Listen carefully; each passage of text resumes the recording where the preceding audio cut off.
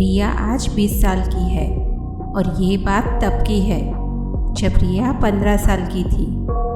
वो हर छुट्टियों में अपने दादा दादी के पास गांव में जाती। इस बार भी छुट्टियां होते ही वो अपने दादा दादी के पास गांव आ जाती है, पर उसे ये नहीं पता होता कि इस बार की छुट्टियां उसके लिए ज़िंदगी भर एक डरावनी याद बनकर रह जाएगी।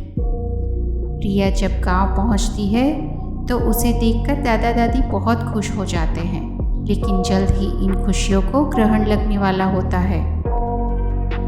शुरू के दिन तो बहुत अच्छे से बीतते हैं।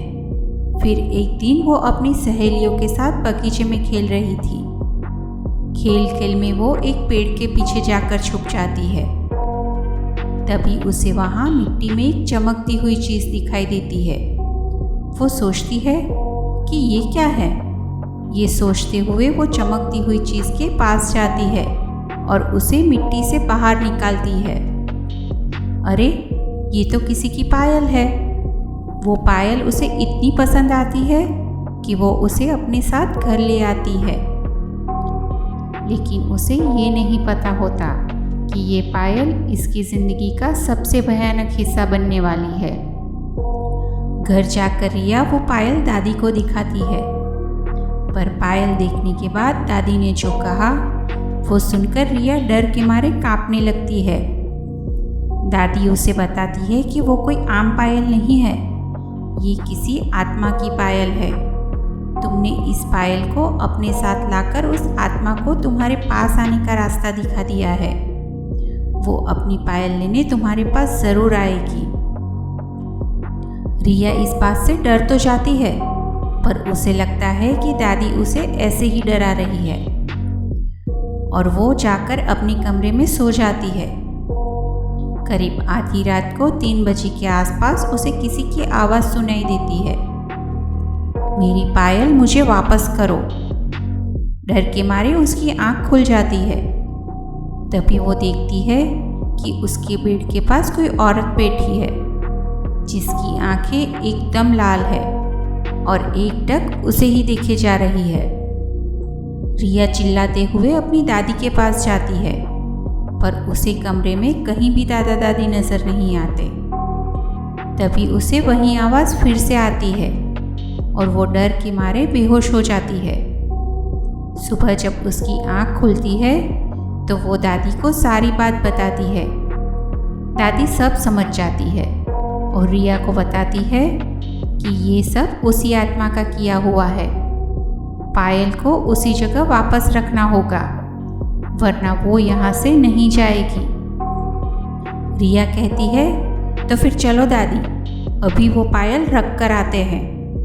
दादी कहती है, नहीं, उस आत्मा से पीछा छुड़ाना है तो तुम्हें अकेले ही जाकर उस पायल को वापस रखना होगा, क्योंकि वो तुम्हारे पीछे हैं।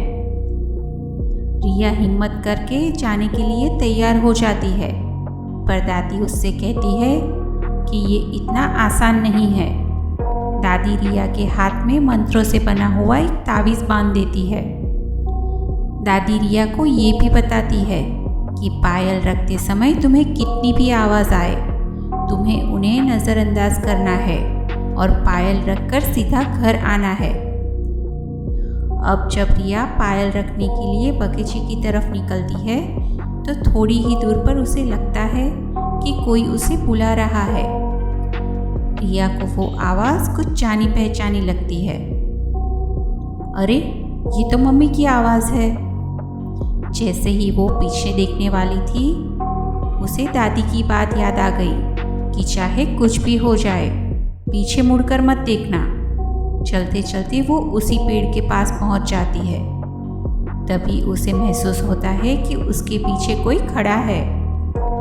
डर के मारे उसका पूरा शरीर कांप रहा था, पर हिम्मत करके रिया पायल को उसी जगह जमीन में वापस गाड़ देती है और बहुत ही तेजी से भागते हुए सीधी घर पर आकर रुकती है। इस हादसे से रिया इतनी डर जाती है कि दूसरे ही दिन अपने मम्मी पापा के पास शहर चली जाती है। आज 5 साल बाद भी जब भी उसे वो पायल याद आती है तो उसका पूरा शरीर डर के मारे कांपने लगता है। दोस्तों, कहानी आपको पसंद आई हो तो वीडियो को लाइक करना और चैनल को सब्सक्राइब करना बिल्कुल भी ना भूलें।